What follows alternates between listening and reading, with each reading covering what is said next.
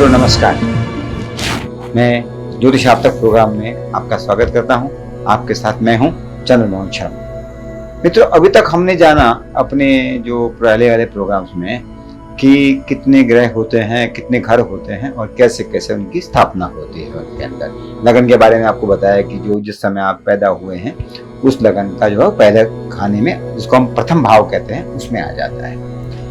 आगे आगे जो है हम इसको ज्योतिष रहस्य को बढ़ाते जाएंगे और काफी गूढ़ होता जाएगा। उससे पहले चाहता हूं कि थोड़ा सा जो है प्रारंभिक जानकारी आप सबके साथ हो जाए, ताकि आगे आगे जब हम विषय पर बात करेंगे उसमें आपको पता हो कि भाई किस प्रकार से कौन सा ग्रह कहाँ है, किस घर से हम क्या देखते हैं और क्या हम देख सकते हैं अपने जीवन के बारे में, और सारा जो हमारे परिवेश है, रिश्तेदार हैं, हमारे साथी हैं, हमारे जीवन में क्या घटना है, क्या चीज है, उसको हम देखेंगे। तो आज उसी के बारे में बात करेंगे कि हम जो 12 भाव बताए हमने, 1 से लेकर 12 तक के भाव होते हैं।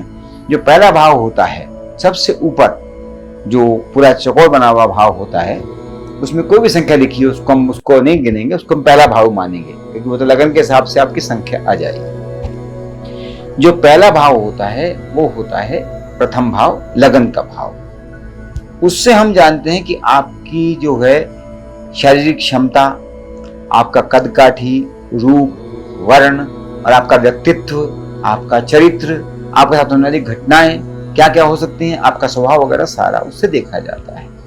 मतलब ये मुख्य भाव होता है कि जो आपके बारे में पूरा बताता है कि आप किस प्रकार से, आपके अंदर जो है विशेषताएं हैं और कुछ कमी भी हो सकती हैं, तो उसको आप कम करें।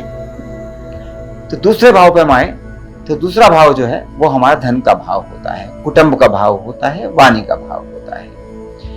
दूसरे भाव से हम सर्वप्रथम अगर देखें तो हमारे कुटुंब का भाव है, हमारे कुटुंब में क्या है, क्या नहीं है, कैसे है, क्या चलेगा, और उससे हम नेत्रों का भी ख्याल करते हैं। और उसमें जो है इससे मेन वाणी का रहता है कि आप कैसी वाणी बोलेंगे। कहते हैं ना कि ऐसी वाणी बोलिए जो है सबको प्यारी लगे, सब आपके प्रति आकर्षित हों।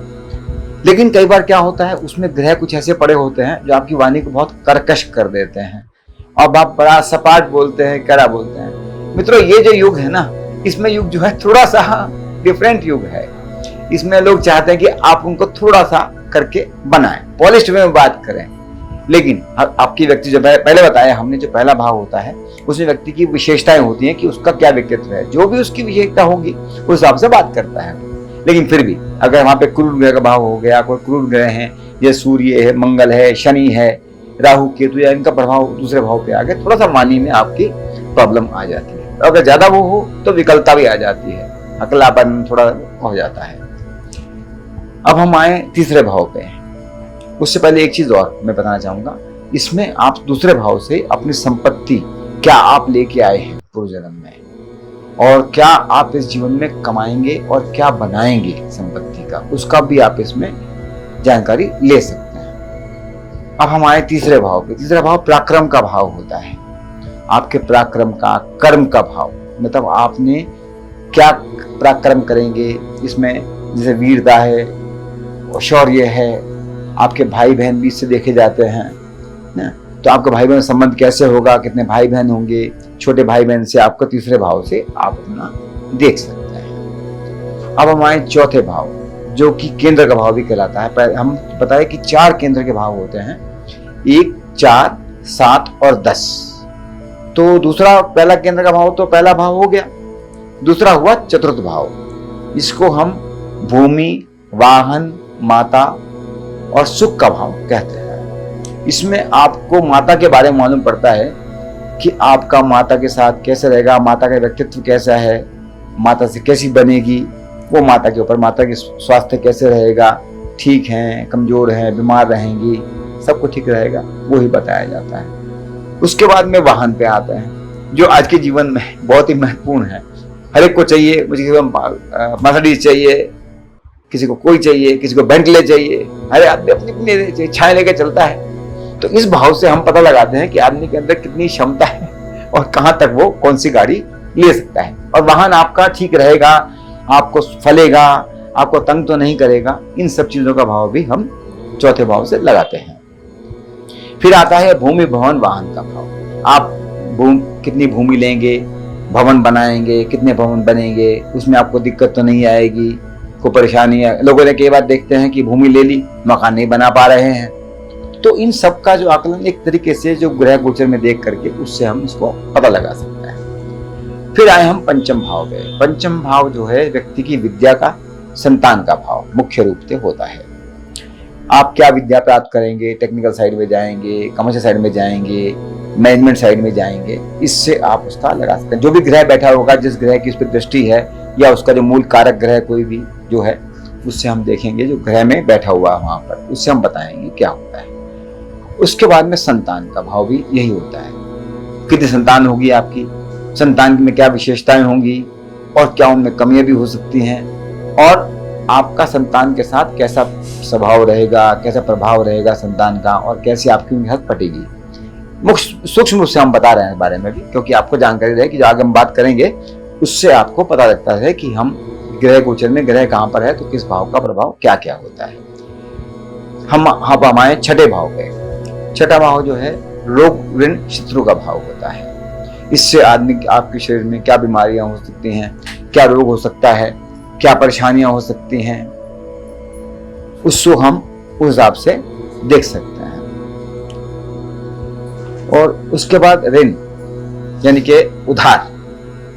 आपने आज के जीवन में भौतिकवाद जीवन है, इसमें कुछ ना कुछ आदमी मोबाइल के लिए लोन ले लेता है, मकान के लिए लोन ले लेता है, हर चीज है, गाड़ी के लिए लोन ले लिया, लोन पे चल रहा है दे देंगे, चुका देंगे।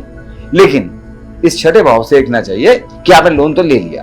आजकल लोन मिलना कितना मुश्किल नहीं है, आपकी अगर सैलरी है, आप कमा रहे हैं तो उससे मिल जाता है। आपके पीछे लोग पड़ रहते हैं भाई नौकरी। लेकिन छठे भाव से में देखते हैं कि लोन जो है लिया है वो हम सही से चुका पाएंगे, टाइम पे चुका पाएंगे या नहीं। कई बार क्या होता है, ऐसी परिस्थिति आ जाती है कि लोन तो हमने ले लिया, उसमें हमको कहीं फंस गया, कुछ भी हो गया और वो लोन हम नहीं चुका पाए। तो इसका हम छठे भाव से ही देखते हैं कि भाई हम लोन को लेंगे, चुका पाएंगे, नहीं चुका पाएंगे। कुछ परिस्थितियां होती हैं और कुछ योग ऐसे बनते हैं कि उसमें योग जो है आप लोन लेकर के चुका नहीं पाते हैं। इसलिए थोड़ा सा इस भाव से हम इसका आकलन करते हैं। अब हम आए पहले भाव के सामने वाले भाव यानी कि तीसरा केंद्र का भाव, सप्तम भाव। ये आपकी शादीशुदा वैवाहिक जीवन का पति पत्नी का भाव होता है।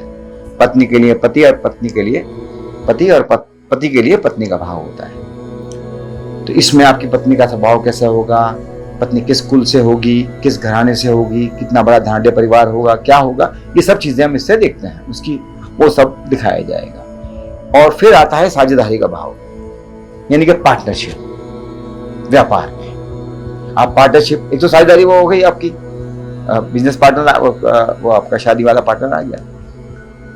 दूसरा जो है ये आप व्यापार करेंगे तो साझेदारी में व्यापार करना होता है। तो इसमें देखना पड़ता है कि आप साझेदारी के लिए ठीक हैं, लेकिन सामने वाला पार्टनर जिससे आप साझेदारी कर रहे हैं वो कितना आपको साथ देगा या धोखा तो नहीं दे देगा, और आप कितना उसको संभाल पाएंगे। इस सब का भाव, साझेदारी का भाव सप्तम भाव से हम देखते हैं। अष्टम भाव जो है ये मुख्यतः रूप से आयु का भाव देखा जाता है कि आदमी की आयु क्या होगी, मृत्यु की परिस्थिति कैसी होगी, किस समय मृत्यु होगी, क्या रोग से होगी, कैसे होगा। लेकिन इसके अलावा ये वाला भाव जो है अन्वेषण का भाव भी होता है यानी कि इन्वेस्टिगेशन, गूढ़ विज्ञान। इसमें आप जो है जो मतलब एक अकल्ट साइंस को बोलेंगे, मतलब एक अजब जैसे भूगर्भ का वो ज्ञान निकालना है या कुछ ऐसी चीज निकालनी है जिसमें कि आपको बहुत ही मतलब छुपा हुआ ज्ञान, वो आप इसे लगा सकते हैं कि सब देखा जाएगा। अब नवम भाव आपका धर्म का, कर्म का, आप क्या दान दक्षिणा वगैरह जो भी आप कर्म करेंगे कैसे आपके वो हैं उसे देखा जाता है। तो इसमें कुछ ज्यादा नहीं, मतलब दक्षिण उत्तर भारतीय पद्धति में इससे हम पिता के भाव को भी लगा लेते हैं कि पिता का भाव भी है। तो इसलिए हम पिता के भाव को देखते हैं, आपके धर्म का, कर्म का जो भी है उससे देखा जाता है। फिर हमारे दशम भाव पर।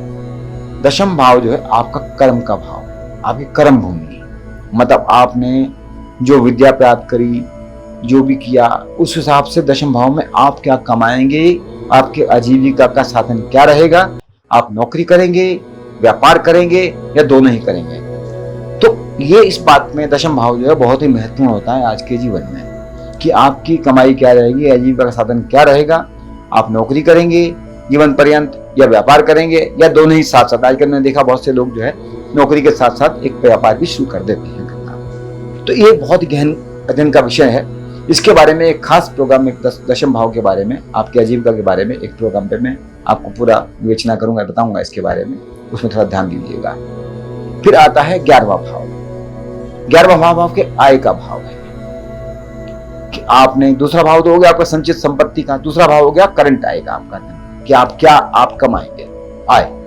अभी वर्तमान में आपकी क्या आय रहेगी, जो आपने दशम भाव में कर्म किया, नौकरी करी, व्यापार करा, जो भी किया, उससे आपको 11वें भाव से आपकी क्या आमदनी होगी, क्या रहेगा, कैसे, वो सब आपको मालूम पड़ेगा। इससे हम बड़े भाई बहन का विचार भी करते हैं 11वें भाव से। सूक्ष्म रूप से बता रहा हूँ, बाकी तो बहुत सी चीजें होती है जो देखनी होती हैं घरों से, वो धीरे धीरे हम आपको बताएंगे, जब भी चलेंगे तो आपको बताते जाएंगे, इस भाव से देखा जाएगा। अब 12वां भाव, 12वां भाव जो है ये आपका व्यय भाव है। सुख शैया शयन का भाव है आपका, यानी कि आपने जो 11वें भाव से कमाया आप कितना खर्च करेंगे, अब खर्चे का भाव भी है ये। और ये आपके लगन से भी 12वां भाव है, आपके उसका भी व्यय का भाव हो गया। तो इसमें आपको जो है, आपको शैया सुख कितना मिलेगा ये भी देखा जाता है। आजकल बहुत सी प्रॉब्लम्स हैं, बायोलॉजिकल नीड्स जो है आजकल मीट नहीं हो पाती हैं, लोगों को दिक्कत होती है उससे। तो ये सब चीजें हैं जो उसमें रहती है। आपको नींद नहीं आती बहुत लोगों को 12वें भाव से, अगर कोई ऐसा ग्रह बैठ जाए वहां पर, तो ये सब चीजें हैं, छोटी मोटी तौर पे आपको बताए गए हैं। तो इसको हम अगर हम देखें तो ये सारी भाव चीजें जो हैं ये हमारी मूल पत्री में 12 भाव के अंदर समाहित होती हैं, जिससे हम अपना पूरा देख सकते हैं, आकलन कर सकते हैं कि हमारे ऊपर क्या चलता है, हमारे आस पड़ोस में क्या है, भाई बहन, माँ बाप। जैसे मैंने बताया कि आपका 9वां भाव पिताजी का, पिता का भाव होता है उत्तर भारतीय पद्धति में। दक्षिण भारतीय पद्धति में 10वीं का दशम भाव को मानते हैं, तो यानी कि उसको हम पहला भाव मान के पिता की कुंडली का हिसाब किताब लगा सकते हैं। ऐसे ही चौथे भाव में हम देखें कि माँ का भाव है, तो माँ की कुंडली का हम अवलोकन थोड़ा सा कर सकते हैं, पूरी तरह से नहीं कर सकते हैं। तो मित्रों ये तो हुआ, आज हमने छोटा सा बताया आपको कि 12 भाव से हम क्या विश्लेषण कर सकते हैं अपने ऊपर, जो हमारे शरीर में है, आसपास है, जो भी चीजें हैं। आगे हम एक बहुत बड़ी आपको बताते जाएंगे प्रोग्राम के बारे में, जो भी है।